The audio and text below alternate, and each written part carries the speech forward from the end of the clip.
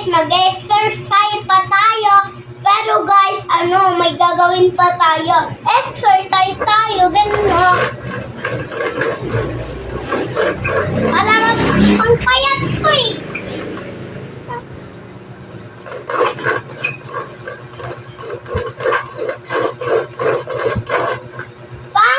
Guys, pang sayaw. Joke lang, hindi.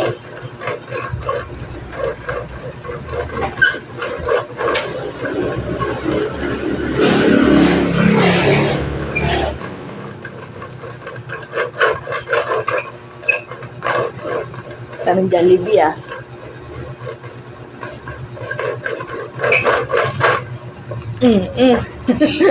Paikot ka dapat na. Ito guys, ito naman. Yum.